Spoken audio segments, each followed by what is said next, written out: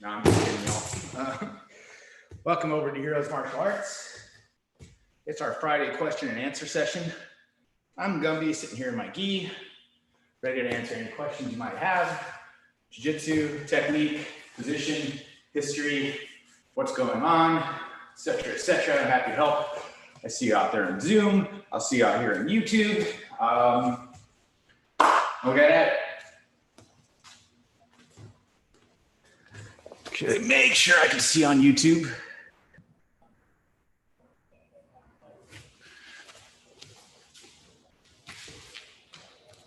Put that out of the way. Maybe for my own Saturday, I'll go ahead and warm up. But like I said, the rehab can help you out with today. Know that the format is changing next week. What? Oh, I got knocked out.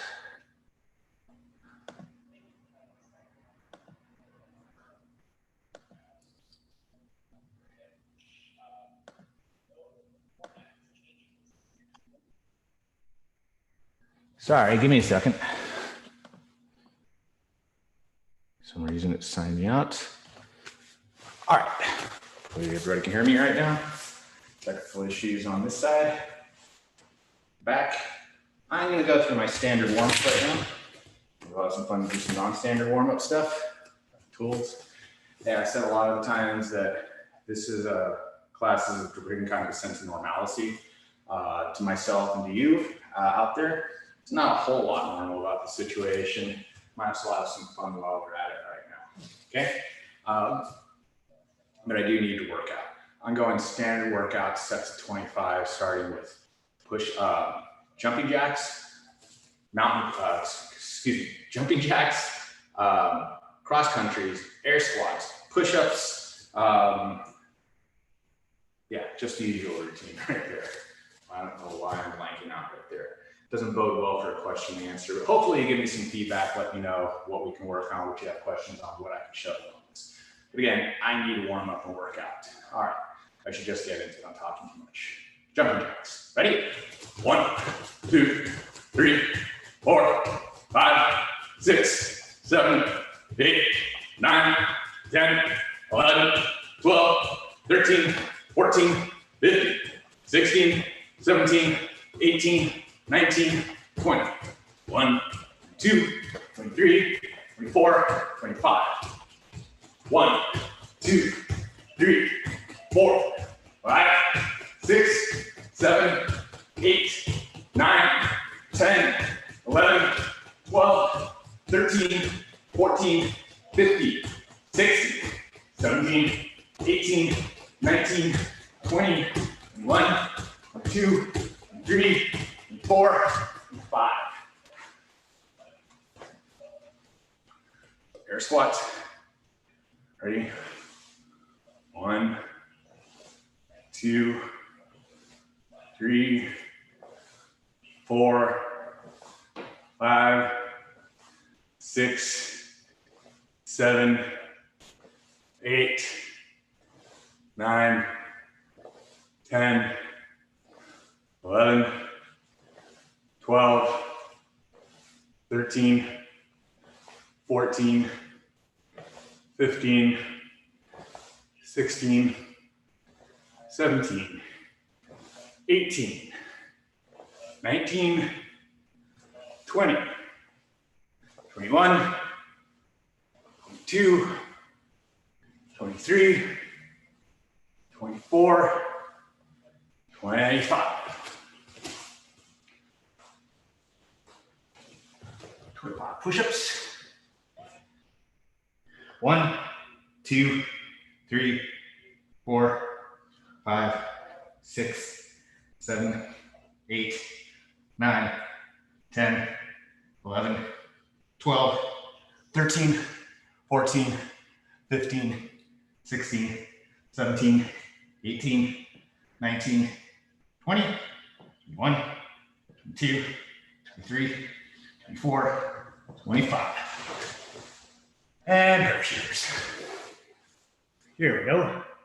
1, 2, 3, 4, 5, 6, 7, 8, 9, 10, 11, 12, 13, 14, 15, 16, 17, 18, 19, 20, 21, 22, 23, 24, 25. In the middles, big deep breath version. On your back, big deep breath into your nose. Come up, dog crunch, hold here, it's a slowly through your mouth.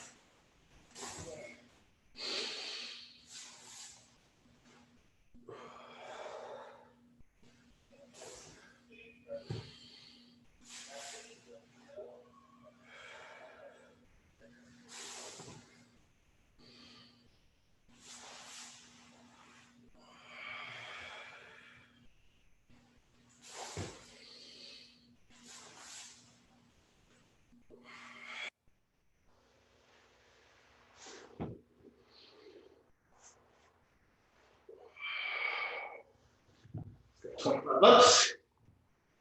1, 2, 3, 4, 5, 6, 7, 8, 9, 10, 11, 12, 13, 14, 15, 16, 17, 18, 19, 20, 21, 22, 23, 24, 25.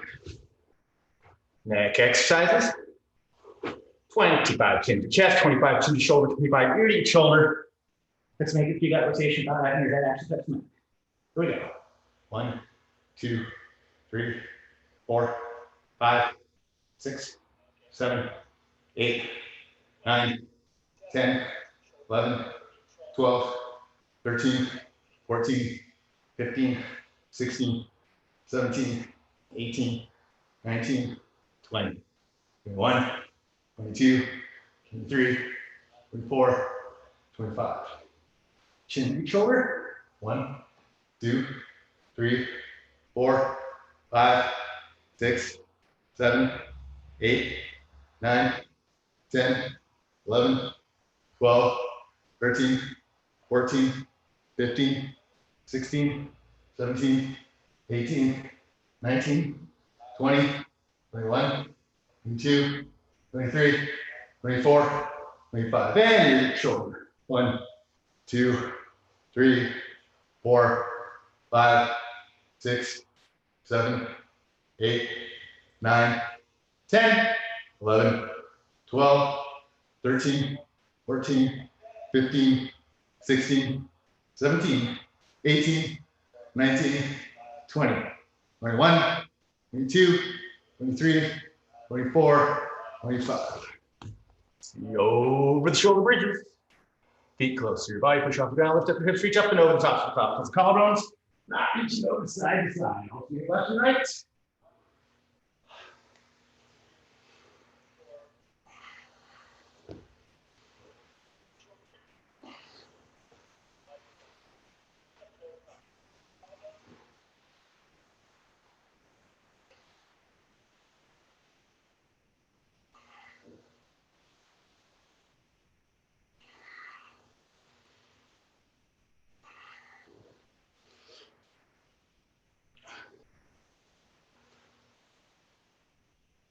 Good. And some streamers. Gauge your core, relax your hips, let your knees fall apart, pull your toes in through with your heels. Big circle paddling inwards.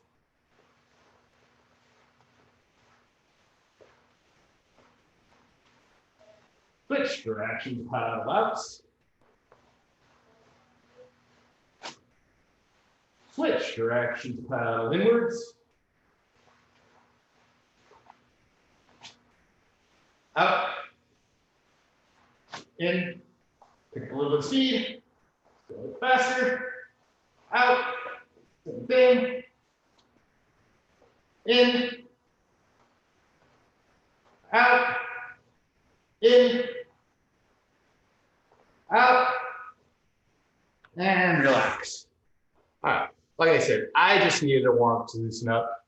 It's Friday, April the 24th. Again, question and answer day today. Whatever questions you might have, I want to go ahead and answer those, or whatever help you might need. Technical, positional, historical. Try to stump the Gumby if you want to right there. Hopefully some of you are out there ready to ask me some questions. Maybe I'll go ahead before, while you're sitting here thinking about it, certainly going to try to get as many questions as I can today. Answer one of the big ones. When do I think we're going to open up again for regular classes? And what will those regular classes look like at that point? I've been having some discussions. I've been having a lot of thought about this, following what's going along. First of all, as far as the dates, okay, and some of the exactness, I don't know. I don't have a crystal ball. As most people in this state will tell you, we are not operating on our own timelines. I don't think it's a political timeline or anything like that. We're operating on the virus timeline. And as dying as I am to get back to normal, or at the very least, to be working with other people and rolling around. Unfortunately, that decision is not mine, nor really anybody else's at this point.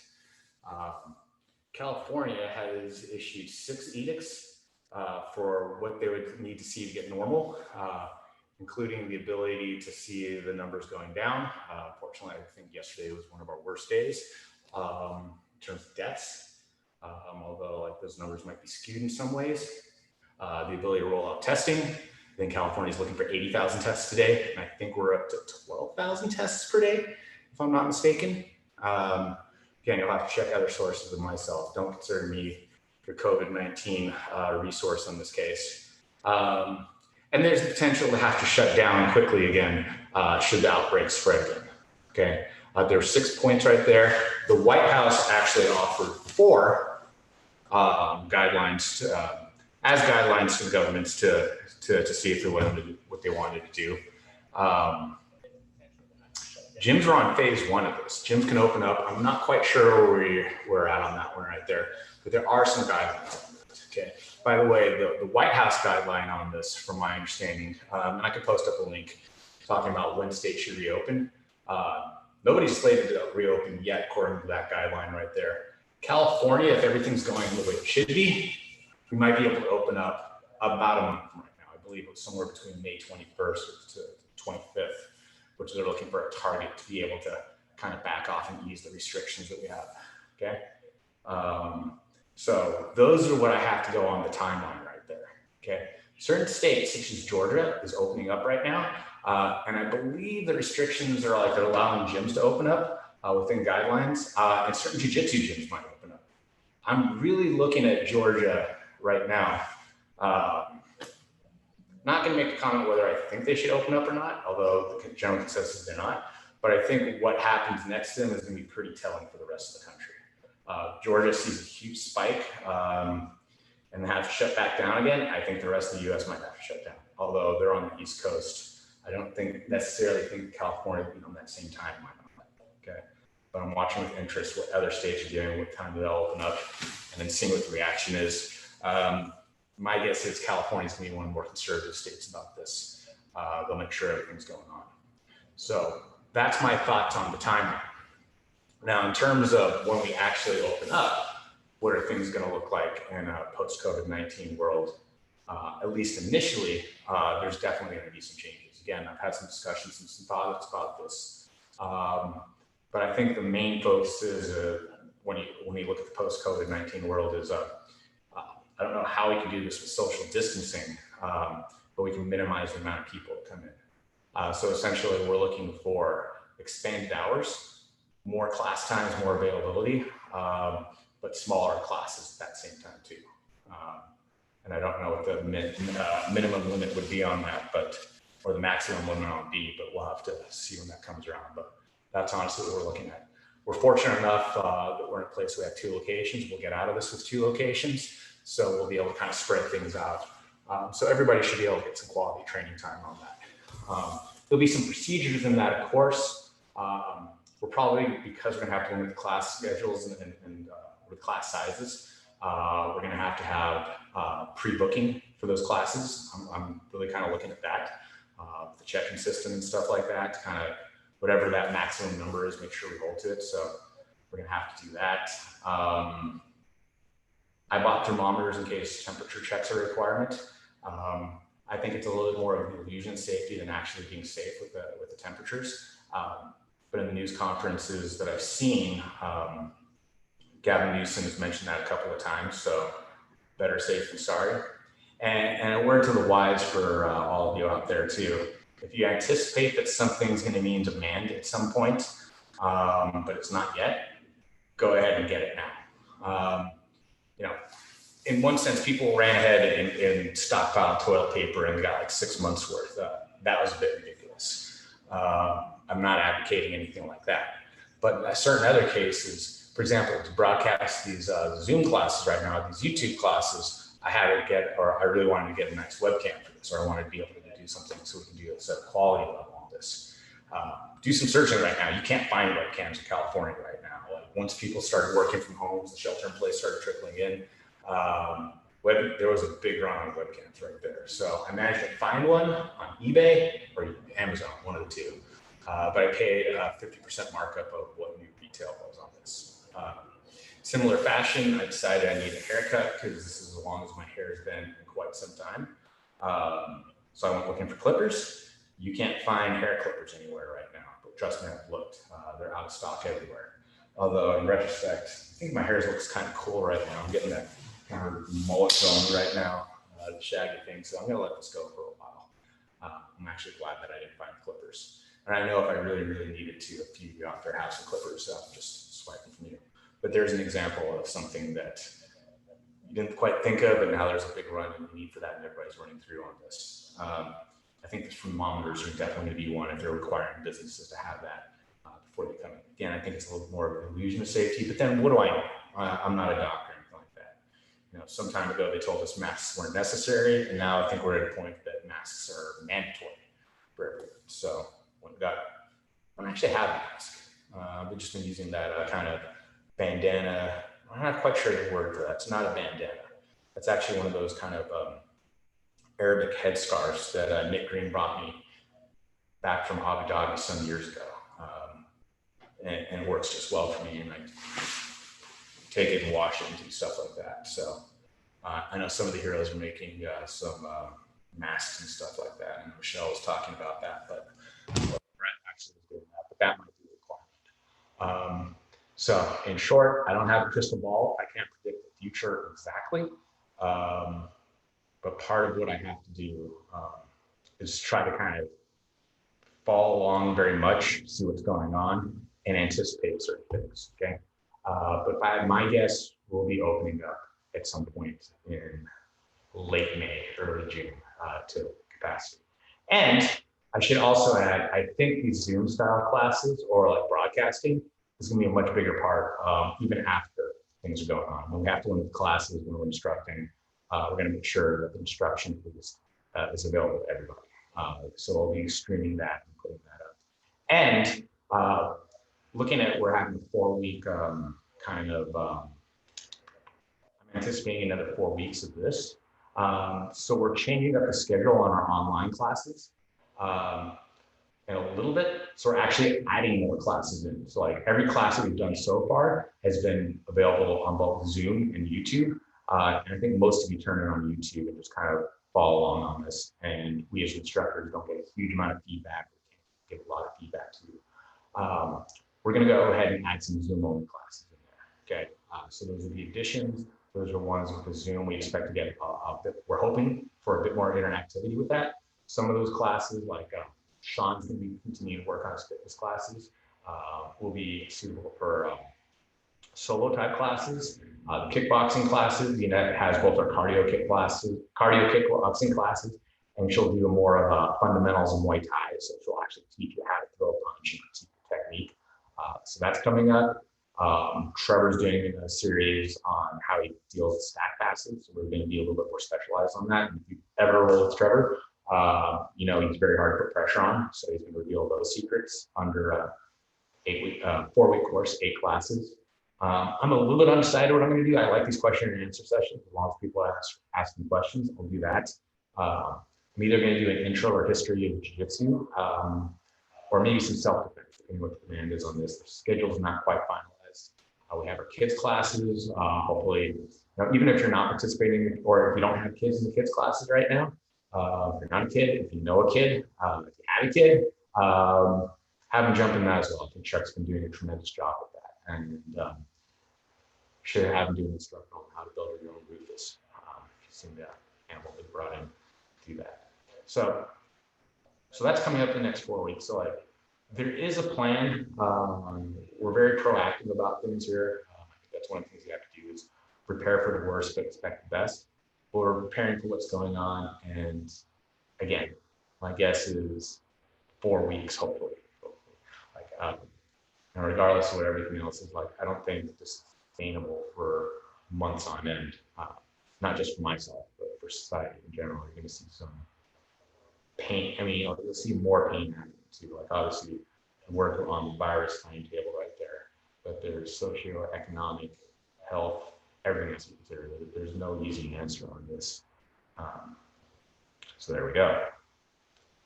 All right, I've talked a lot, which is what I do.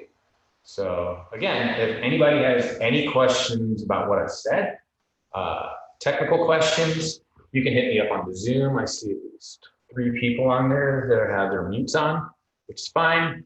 You can go on the YouTube. I'm actually looking at the chat this time. I realized last time people were doing that.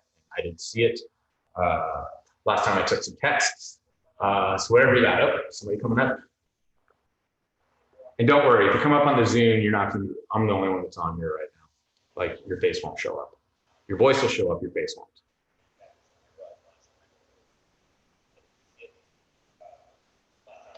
I can swing the nunchucks around for another half an hour. I might get lucky, I might knock myself in the head.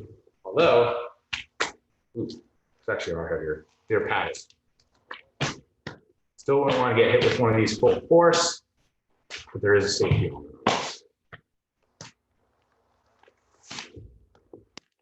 Hey, what's up, Gumby? What's up, Manny? Not much. Just about to get back to work. Just want to say what's up. Hello. Good to hear from you. Good to see you. Miss you.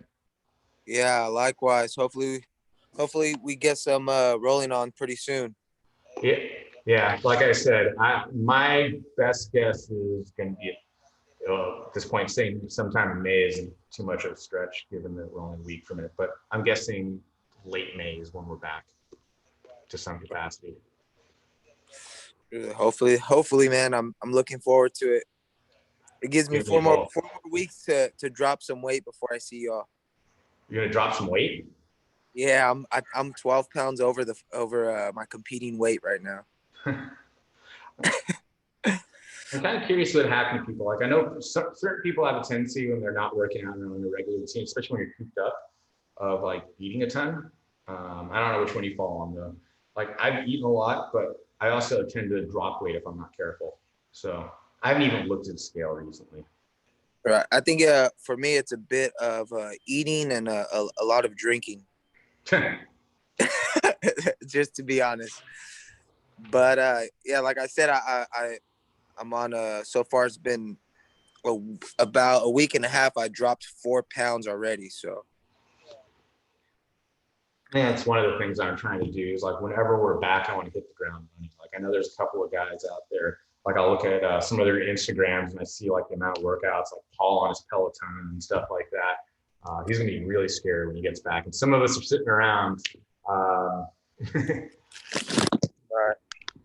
don't have a good excuse.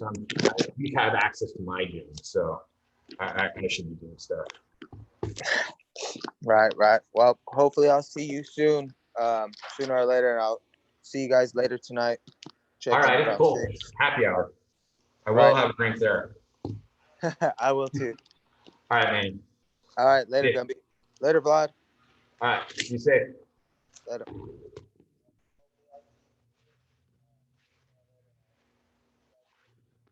Wow, we're doing doing that, go ahead and have a sip of coffee. Feel free to ask away.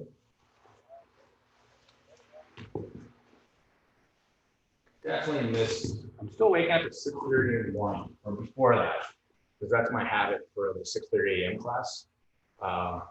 You might have noticed, or maybe you noticed at the beginning of the schedule, that I was definitely trying to reduce my hours in teaching. Like, part of that was trying to give Trevor and Eastside more opportunities, more teaching. Like, they are partners in this with me. They're not just instructors at this point right now. Like, I've actually made them partners, so they need to be teaching and working here more. So part of that was reducing my schedule. I've been on 6-7 days a week teaching for years, but I actually did pick up another 6:30 a.m. class. So I was teaching that Monday through Thursday.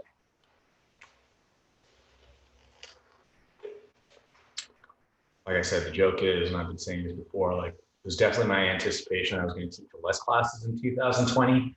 This isn't what I had in mind. I heard my name in the background, so I jumped on real quick. I was just saying, like, well, most of us are getting fat and out of shape. You're going to be really scary when you finally get back on the mat. Yeah, I'm pretty healthy. You've been working on your bike. I'm pretty sure my cardio is much better than it ever was. So I'm on the Peloton probably 45 to 60 minutes every day. Yikes. Bet you're happy about that purchase now. I know my wife is. Hey, Paul, let me buy your workout equipment from you, bro. This is Jason. I don't have crap at my house, dude. I'm sitting with the 20-pound dumbbell. I'm sitting here doing 200 reps, bro.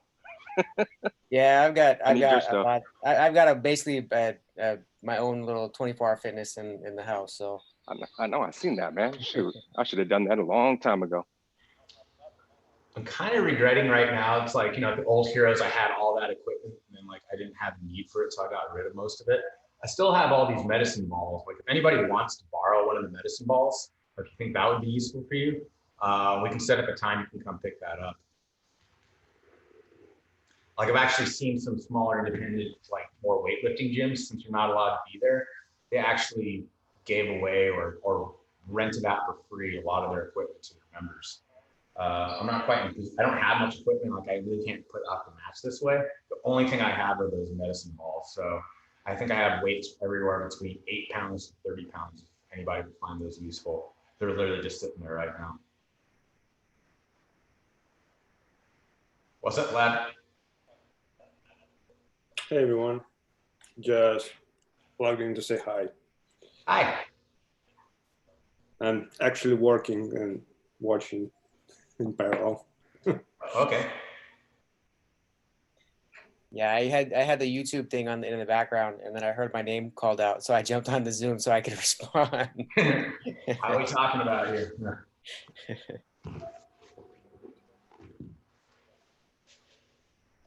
Like I said, next week, even more classes, a bit more directed classes. I'm actually pretty excited about that.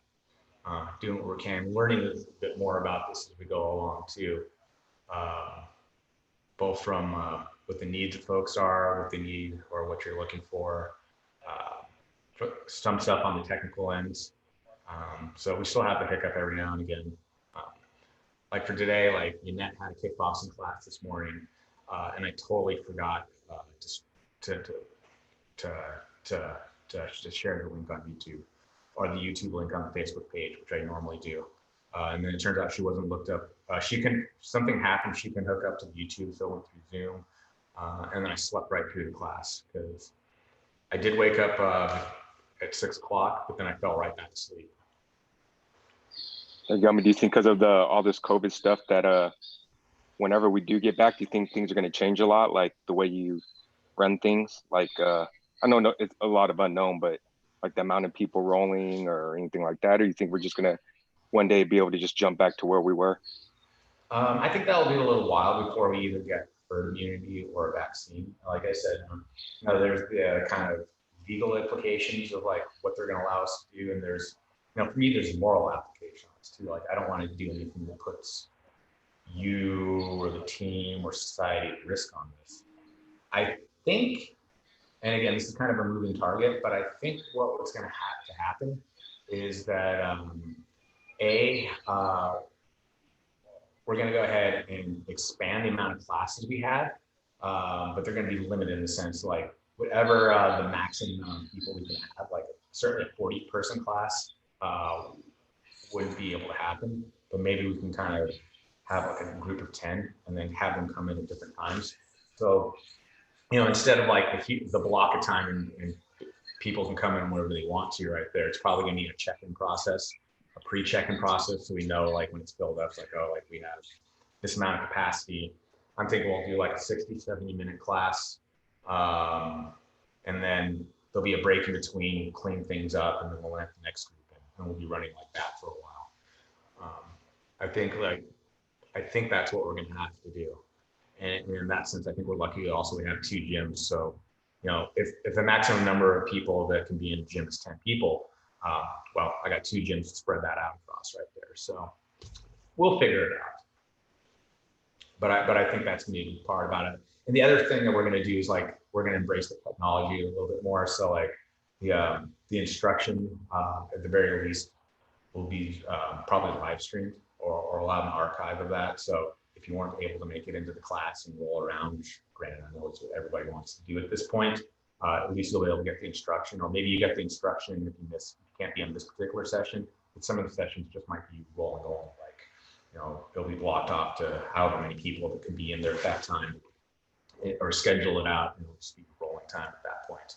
So that's my guess is what we're gonna have to do. Yeah.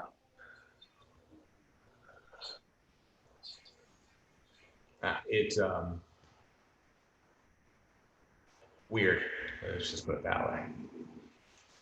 I mean, I guess when was the last time there was a pandemic? There was whatchamacallit, Spanish flu. We're talking about like 1920s, 1930s or something like that.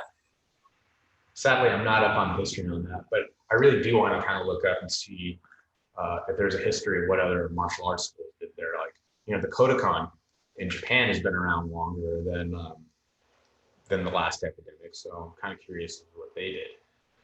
In terms of interruptions, like I'm sure, speaking of the Kodokan right there, I'm sure like things like World War II probably had a bigger effect on the academy at that point than anything else. So we'll figure it out. But like, we'll figure it out in a way that's responsible. Like that's a big thing for me.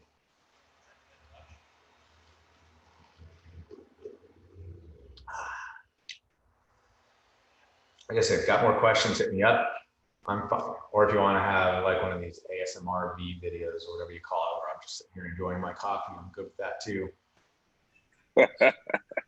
Good one, good one. I didn't know that was a thing up until recently. And then those started popping up in my feed from like various folks.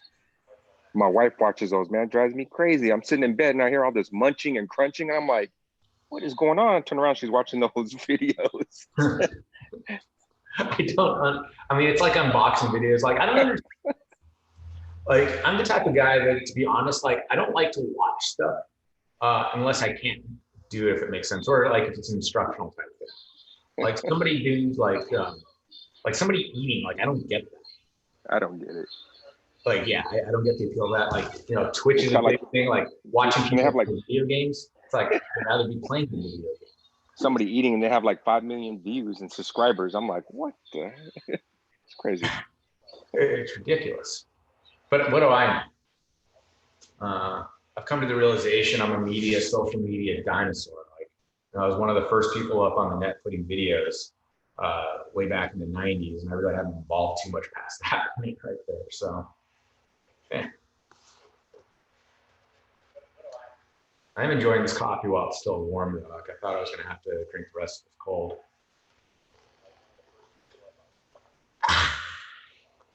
There's 1 million views right there. All right, guys, I'm out of here. Take care, fellas. See you, Gumby. I'm gonna help my kids on this online school. Check out the happy hour tonight. Yeah, I'll do that, man. So hopefully more people get that. We can socially interact, and it's not just me talking about it. All right, guys, have a good weekend. Take care. See you soon. All right, bye.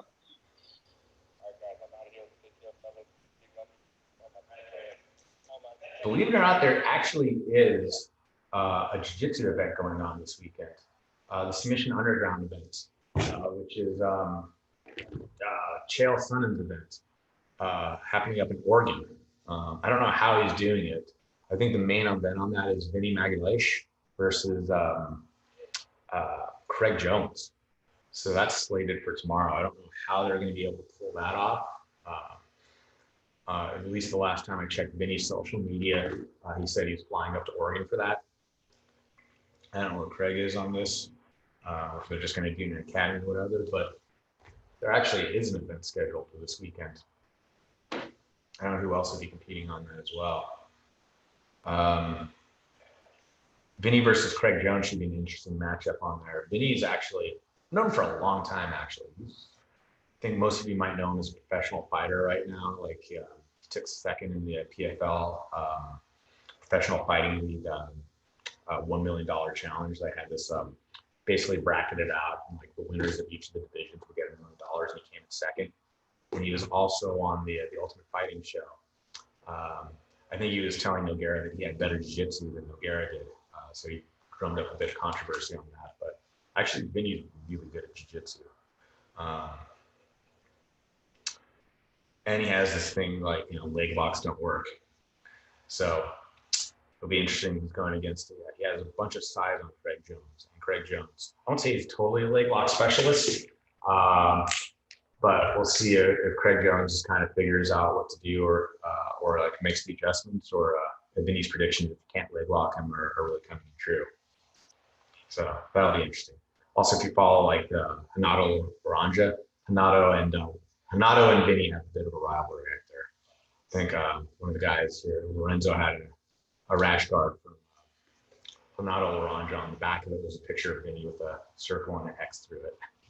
So it's pretty funny. So there is some sporting going on if it doesn't get shut down. And we'll see what happens with that. I haven't really been following along with anything that's going on in Oregon right now. Sports-wise, COVID-wise, anything else. But there is an event scheduled this weekend. I think most other major sporting events are canceled. I think like the other things you might be able to watch. You didn't watch the NFL draft yesterday. I think in a couple of weeks, there's a bunch of strongman record breakers coming up. To be honest, I watch more strongman videos online than I watch jiu-jitsu videos. So I think in the next couple of weeks, you get Thor Bjornsson doing a 501 kilo deadlift, which is like 1,100 pounds, which is crazy insane. It's going to be equipped. You have a squat period. They have a deadlift suit on. And then one of the other things is you're going to have an 800-pound raw bench press, which is like my bench press is all suck. Like, I was happy the other day when I could get like a 45-pound plate on each side, because without joking, like pretty much one bar would make my chest cave in up until recently before I started working on that. Like my bench all sucks. So like that's what, 135. So like an 800-pound bench press. Imagine trying to grapple with somebody that has an 800-pound bench press. Like he's 440. Like, what do you do to guys like that? I don't think I can arm bar him. Chest compression, like, side control pressure probably won't work on that guy. Yeah. Just a different classification of human being. Like size definitely matters in this case. Okay. Is there a comment there on YouTube? Somebody have something? Oh, it's Mark saying morning. Morning, Mark.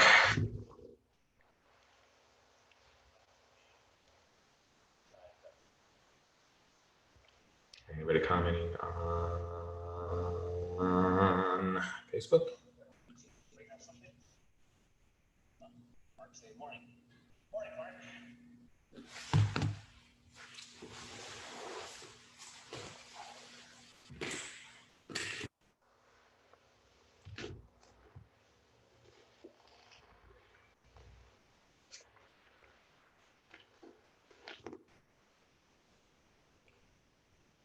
Cool, folks. I hope to see everybody on the, I'll update everybody on the schedule. There'll be new passwords for the Zoom. There'll be a few different ones. It's going to get a little bit more complicated.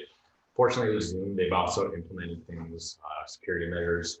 We haven't been Zoom bombed yet. You haven't seen like flying penises or something like that come across the screen or something like that, but I've heard some stories about that.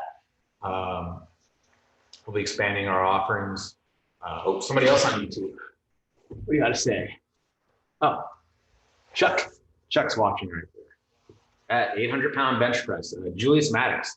Check it out. He's got a 760-pound bench press right now. Pretty crazy.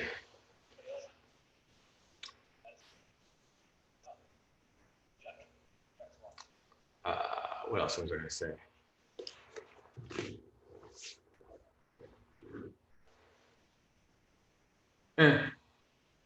Hope to see you all tonight.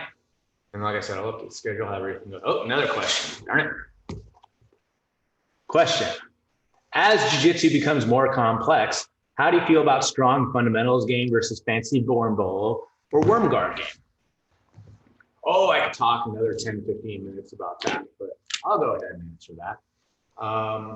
Number one, it depends on what your purpose is for jiu-jitsu. Like when I teach jiu-jitsu, I try to be, all purpose isn't quite the right word for it.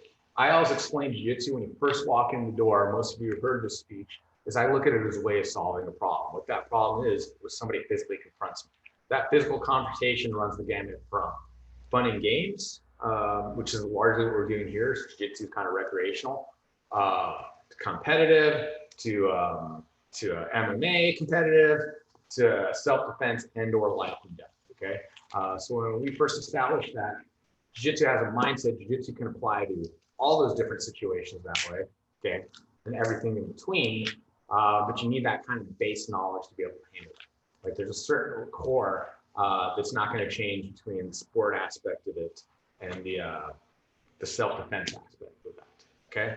But barring that, once you set up that great foundational level, once you have that understanding, once you have some of those physical capabilities to move it in that way, once you have a thought process that you can go ahead and, even on the self-defense process right there, you've trained your body and mind in a way that you can respond to things. Your fight or flight instinct doesn't kick in the same way that other folks do. Then you can go ahead and kind of look at the specialty of it. It's like, oh, like I really never plan to get into a fight. And I hope you never plan to get to the self-defense situation.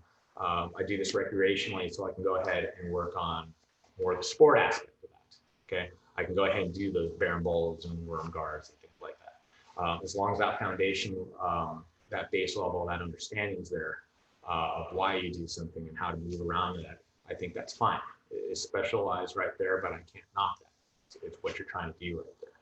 It'd be a little bit ridiculous for me to say like, oh, you're training for a particular competition, for example. I'd say like, well, what about like the self-defense aspect? Or what about if you like had to do this, we were attacked by 3 people? Like, we're intelligent human beings. Like you have to, if my base is down, I can go ahead and specialize in this thing. So I think that's fine. I think my worry is a lot of times people see that or like, kind of see the end result of the product right there. It's like, oh, like, I see in competition, they're doing barambolos. So that's the first thing they work on, which is a huge mistake, or they don't build up that foundational work. And if you don't believe me on that in jiu-jitsu, you can't logically make that assertion about like the importance of fundamentals. Like look at anything that you'll ever do, understand like there's a baseline of understanding that you have to have first before you go ahead and move on to like the more advanced stuff right there. I'll cite you any activity right there. One of my favorite ways of citing this is like art, okay? Not that I know much about art. I can't draw a straight line with a ruler. I know what I like and I don't like. But I do know if I want to be an artist, I want to start off trying to imitate Picasso.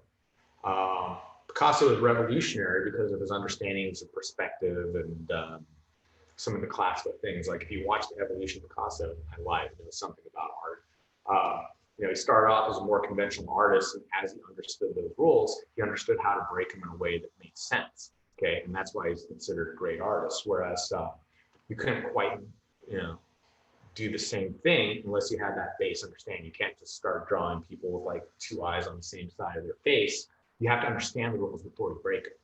Okay, you can kind of move in that direction right there. Otherwise, you're basically like in the monkey house and they're throwing paint on the canvas. Like, why is that like, just junk? Whereas Jackson Pollock would be like $100 million painting. Actually, I don't know the answer to that. I know, ask somebody that knows a little bit more about art, but you have to have that kind of base type thing on this. And for the vast majority of folks, most of us aren't going to compete in jiu-jitsu. Like even like your so-called competition schools, I would say the vast majority of folks aren't going to compete. So, for me as an instructor, if I just did stuff, if I show stuff in a specialized fashion right there, I would really kind of pigeonhole myself, if that makes sense. Like I really kind of try like, okay, here's a strong base on this, and you have to have this foundational level stuff before we move on and do other stuff with this. Now, as it happens, I had a competition career at one point. Wasn't the greatest competitor in the world, but I still get out there on that. But I also have a unique perspective that I worked with a lot of competition before. I've done a lot of promotional work. I've done a lot of matchmaking before. I have a pretty unique understanding of competition game in that sense, right there. I've coached a lot of folks in that. One of the things, and this is a little bit more specialized question, I know this isn't necessarily what you asked, like I think there's a danger, even if like all you plan on ever doing is competition, which is fine. Like, that's perfectly fine right there. I'm not gonna knock it out at all. If you develop a really specialized competition game, I still think you have to have a large amount of general knowledge to work through on this, because competition games change in the sense that two things. Number one, the competitors can change. The mindset, like I really do think that there's not new information out there. Okay, you might systemize and package in different ways. You might emphasize things, but I think jiu-jitsu is a deep enough art that you're never going to master everything in a lifetime. Okay, you're not going to get good at every possible aspect of jiu-jitsu. You're not going to see everything, and at least in the span of your career, of a competition career. Okay, if you come up with the latest and greatest technique at one point, whether it's a berimbolo or worm guard or whatever, especially nowadays, the way the information's out there, like the way the competition game's out there, the way that everything's up online, people do instructionals, whatever, the counter's going to come up pretty soon. People are going to figure out your game and learn how to beat it. And if you develop your whole game based on like, well, like nobody can beat this particular aspect of my game, guess what? People are smart. People are dissecting it. People will figure out that part of the game. Okay. And if you're that specialist that only developed that technique, that particular technique without the fundamental understanding, you're not going to be able to make that adjustment. You might do really well one year and not do really well another year. I won't mention his name, but there's a very high level competitor that I had the fortune of training with earlier in my career when I was in black belt, actually. So kind of mid into my career, not super early. Like that actually is a really high level competitor now. But he won his first world championship based on a deep half guard. And he was just like, nobody can beat my deep half guard. I got one of the best deep half guards in the world. Like, and he won the IBJJF World Championships based on that deep half guard. And then, like, we were trying to tell him, like, you better develop other stuff. You better have other things. Like, you got a target on your back as the world champion. Like, people are going to figure out that game and what you're doing, and they're going to adjust to it. Like, like, he was literally saying his deep half guard was undefeatable. And the next Worlds, second round, he gets knee barred from his deep half guard. He got studied, he got figured out, and he got caught on the pay for it. Fortunately, in his case, like I think that lit a fire under his butt, and he's become one of the most well-rounded competitors, most well-rounded guys. Really excellent instructor at this point right now. But I think that was literally the turning point where he went from that specialist, like, oh, like I have an undefeatable technique, to that doesn't work. I have a lot of other things. Yes, okay. At a very basic level, every question has an answer. Every technique has a counter. Every counter has a counter. People will figure that out. So you have to go ahead and prepare for that too. Like, better develop your bases, especially like at world championship level, like, the top 2%. Like, you can get pretty high. Like, there's a lot of guys that I would consider like 80, 90 percentile right there. But to be that top 1 or 2% right there, there's a lot of factors that go into it, like your well-rounded technique, your ability to adapt, certain God-given talents and stuff like that put you to that top 1%. Like, you know, it's the difference between being a blue chipper and have somebody that's like truly elevated, especially that 1 in a million type person or 1 in whatever person that's going to be that world champ. So that's part one of the answer is like people will evolve. Okay, the game, like people will evolve, people will adapt. You better have the ability to adapt with them. Okay, or you better have to have that ability to be ahead of the curve on them. The other thing that you have to worry about, even if you want to be that 100% competitor in this game, is the rule sets could change too. Like a friend of mine, Dave Cameron, always had to set like, you know, rule sets dictate action or something to that. Okay, which is true to a certain extent. So if you get too well versed, you develop all these techniques based on the IDJJF, there's a limitation to what they do. Like, you know, obviously you can't do heel hooks. So a lot of times you saw guys that did really well in the IDJJF, came really high level champion levels on that, but it was under a particular rule set. They entered in a different rule set, i.e. ADCC, Abu Dhabi Combat Club Championships, and suddenly it was a different thing. Like they didn't have the same level of success, okay, because they couldn't do, or the rules opened up and they weren't used to this. Like I've never seen, they looked like they've never seen a heel hook before. Leandro Lowe, who I think is a wonderful competitor, is probably that top 1 or 2%, got beaten by Craig Jones on, got beaten by a rear naked choke, but I think it was the leg attacks that set that up. And Leandro Lowe looked like he had never seen like those type of leg attacks because he would never have seen those in the IBJJF rules. And I think that's an example of one of the reasons, or one of the examples of how you can specialize in something so much, or a certain rule set so much, that it sets you up for, maybe it sets you up for great success in that particular rule set, but it sets you up for failure in another rule set.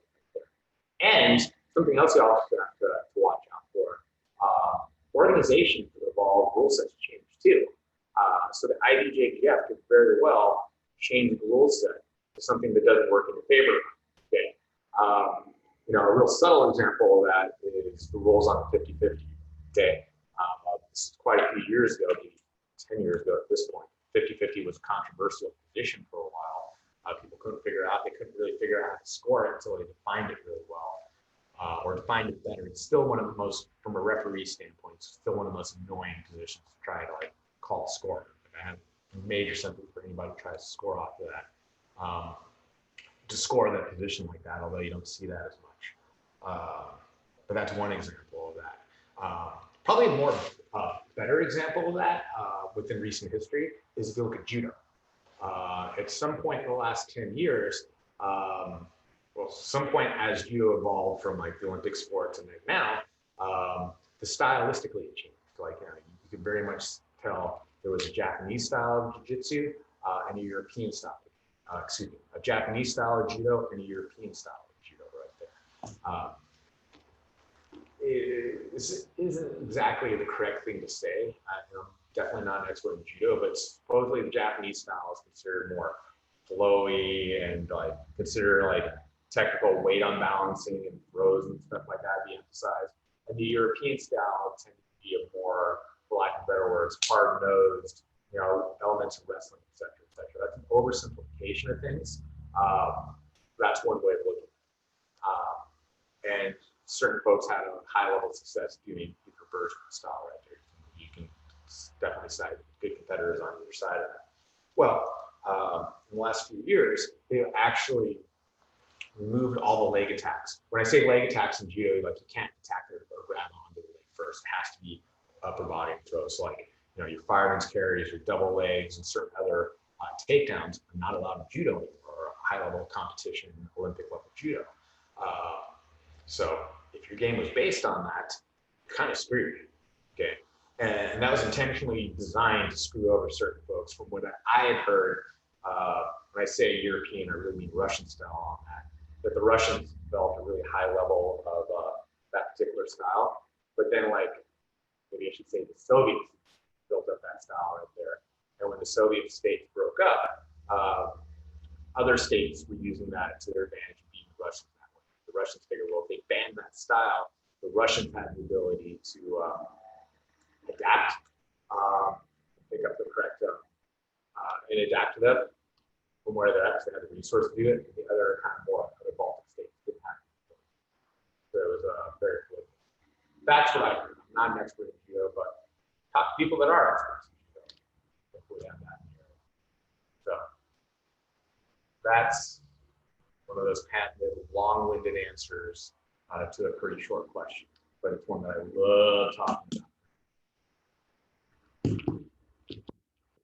I don't know if you're hearing this online. They're actually street sweeping right in front of the door right now, so there's a super annoying humming sound going on. If there's any other questions? Yeah, there's a hand up. No idea what that means. Hey Gumby, it's Paul. Can you hear me? Yeah, I can hear you. Yes, I had a question. I have a roommate that has gotten interested in Brazilian Jiu-Jitsu, and we've been watching some of your videos, and I've been trying to show her. I'm trying to show her whatever I can. I mean, I couch everything with a lot of like, I'm definitely not an expert on this, so my hope is to kind of just expose her and let her see. So when she shows up because she's saying she wants to join the gym when it opens back up, whenever that is. So just trying to like expose her to some stuff so it's not brand new when she sees it for real. But anyway, my question is like, if you have any tips on how someone like me, very much a non-expert, can effectively work with someone who's brand new and hopefully teach her some stuff and not instill any bad habits or anything like that. Yeah, I can talk about that. Like that was actually one of my goals and hopes, is to like kind of have an intro to jiu-jitsu through this, like, and actually attract some people to come into the gym. I had shot this wonderful video and explanation. Like I had some instructional stuff that we shot that was edited, you saw. And I had this whole one about being a good training partner, resistance to the posture breaking drill and that understanding of it. And me being me, I forgot to turn the microphone on the camera when I did this. And it was 15 minutes of just like that on there. So I might have to reshoot that again. So my first question when somebody wants to get into jiu-jitsu is always like, why do you want to get into jiu-jitsu? Like, what is this about this that interests you? And I think people get into this or see this and it's interesting it generally breaks down into three main reasons, okay? Number one, if somebody came into it and it just seems like a fun physical activity, it's recreational, it's a good workout, good stress relief, but also in terms of activities, there's a social aspect to it usually. Like, okay, I want to be part of the team, I want to work with somebody on this. There's a competitive element on this, and there's a cooperation element in this. And I think jiu-jitsu is unique that you get both. And a lot of times when you work with somebody, you'll do both. Like I can roll with you in a competitive standpoint right there, and then immediately afterwards I can help you out. Okay. So some people really are looking forward to that aspect of it. Some people are coming in much more on the sport aspect of it, or the competitive aspect. Like I have a competitive need in myself, and I see like not only the idea that I can go ahead and compete here on a daily basis in this, but I actually want to go out and test myself. Like I want to go ahead and enter competition. Actually, I would say that those people tend to be in the minority when they initially walk in the gym. And then the third thing is they come in for self-defense reasons. Like, there still is a self-defense aspect of jiu-jitsu. I'm doing this because I want to feel safer, or I want to learn something on this. Like, can jiu-jitsu help me? Ultimately, whichever way they come in, the product I sell, or what we do, is still the same thing. It's like I'm showing you jiu-jitsu, and I'm showing this kind of broad standpoint that should cover all of that. But it's always helped me to know why somebody's coming into it. So that would be the first thing, is like have a discussion and say, like, with somebody that came in doing that wanted to do jiu-jitsu, like, well, why do you get into jiu-jitsu? Then you can answer for yourself, like, this is what I like about jiu-jitsu. This is why I'm going to go ahead and do this. Okay, so that's a good starting point right there. Then after you kind of get that, okay, like I said, like, we have that discussion. It's like, well, why do you want to do jiu-jitsu? This is why I do jiu-jitsu. Like I said, essentially, especially at the basic level, I believe, it's still the same thing. It's still the same thing right there. So how do I want to put this? So there's two things you can do right now specifically. Number one, after you know why she wants to do jiu-jitsu, okay, right now you can go ahead and give her some external sources. I want to do this for self-defense purposes. Okay, so let me give you this recommendation for like some self-defense videos to watch, or like here's an example of what to do. Although there's some good resources on that, and there's some terrible resources on that. I think that's pretty important, knowing what's the right way to go about that. Okay, so that's one. Everybody get kicked out of the room right now. That just happened. Weird. Hope you're still hearing me right now. I'm still here. Okay. Just suddenly I just saw like I kicked off. So you can go ahead and show her resource map. If she wants to do kind of the more recreational team building exercises, I think we have some videos online that have those aspects of it, like what it meant to them or what you can see. I think even on the Heroes page, there's some good sources on there, not even just the class we're teaching, but if you look a couple of windows down, like I really liked the short things we had for that the women's class did some years ago that Jen put together.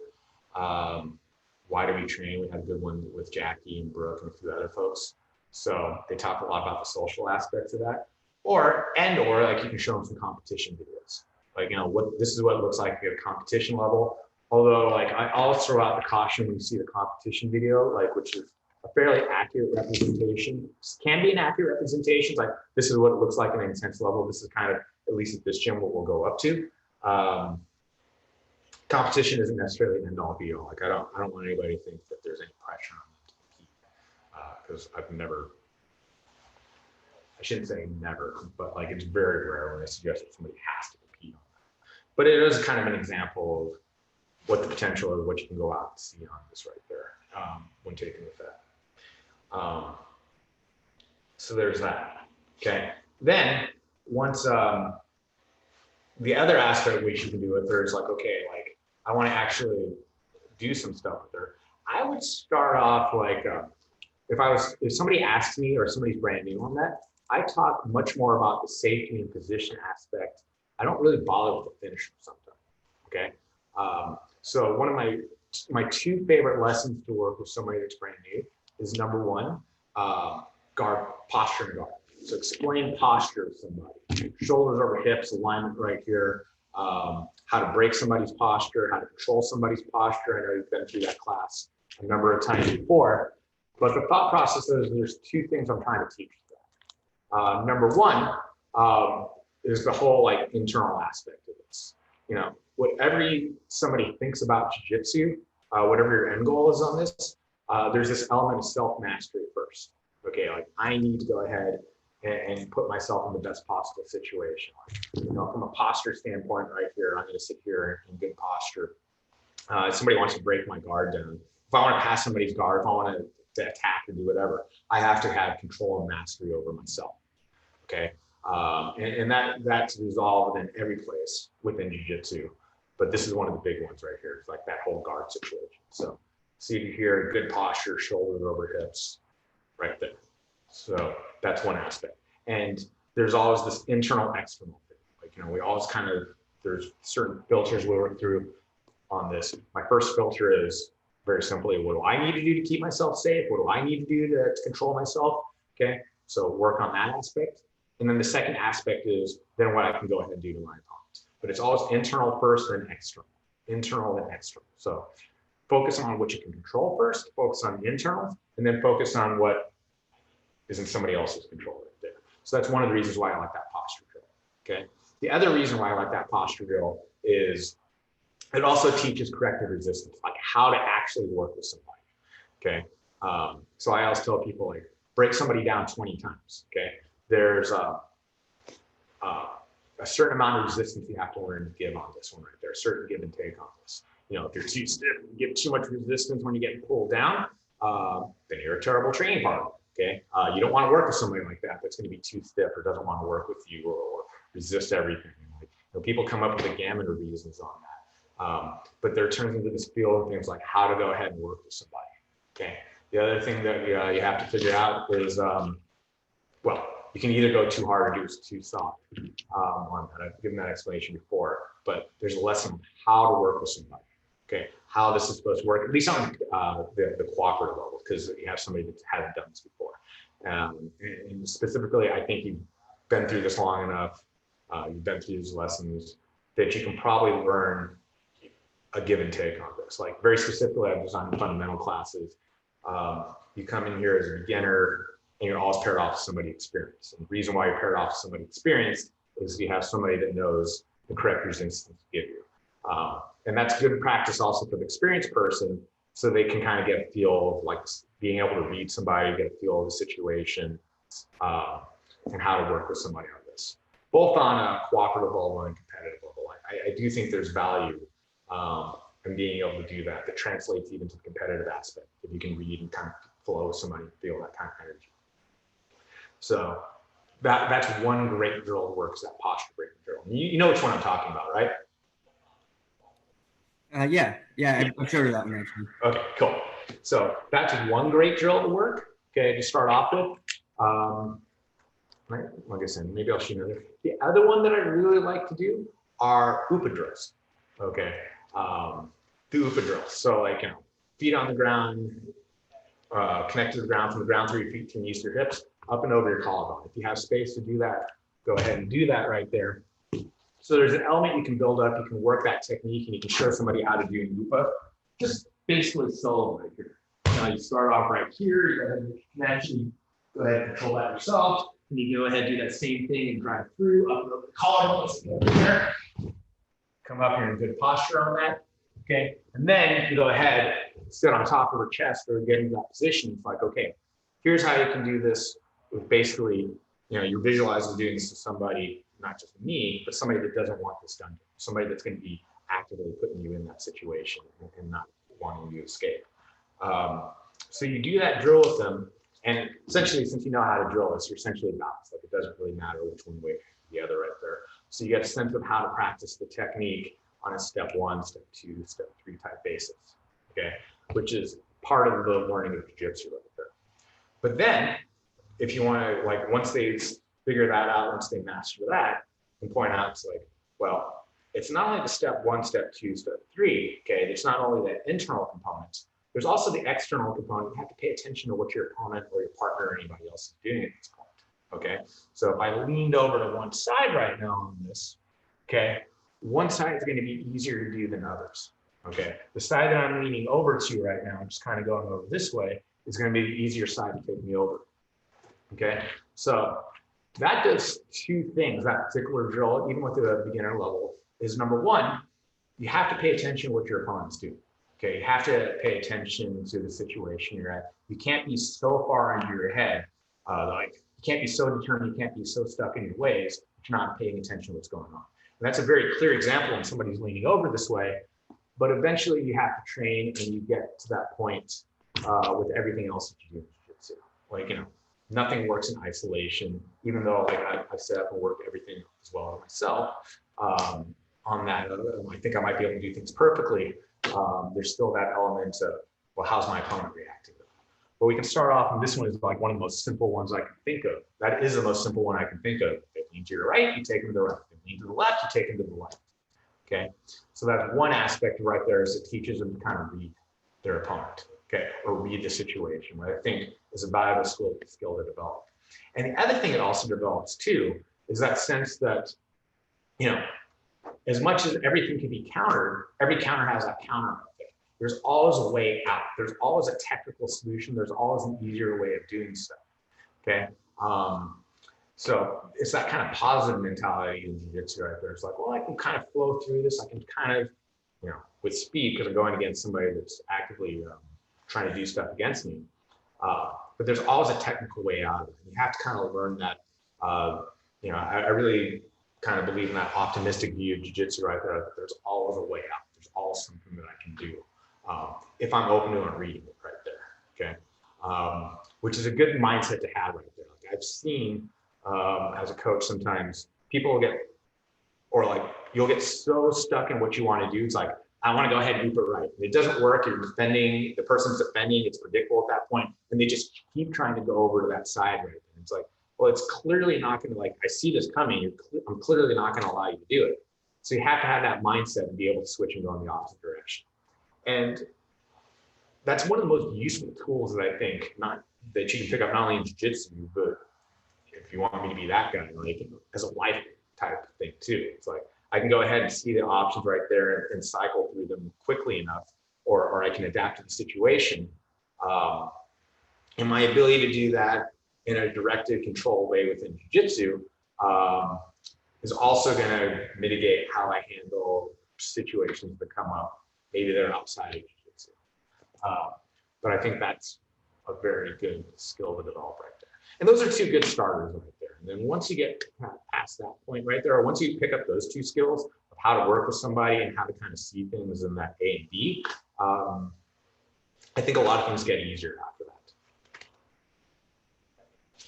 Hopefully that helps. Yeah, that made a lot of sense. Well, I'll do that the UPA drill with her next time. Thanks. And yeah, maybe in one of the classes we'll explain. Like I said, I'm changing up the format next week. Like some of the classes are going to be more advanced. Like Trevor's the Zoom only class is going to be pretty specific. Like, you definitely need that kind of background in jiu-jitsu to make sense of it. I think Sean's classes are good for everybody because it's going over a lot of core fitness. I'm going to be somewhere in between. I'm glad you actually brought that up because I was really kind of facilitating whether I should do more of a self-defense curriculum for my classes or if I should do a beginning intro to jiu-jitsu class. And I haven't, I need to make that decision like ASAP, and I haven't made that one yet. But I might change that up. Cool, thanks. Thank you. Good to hear from you.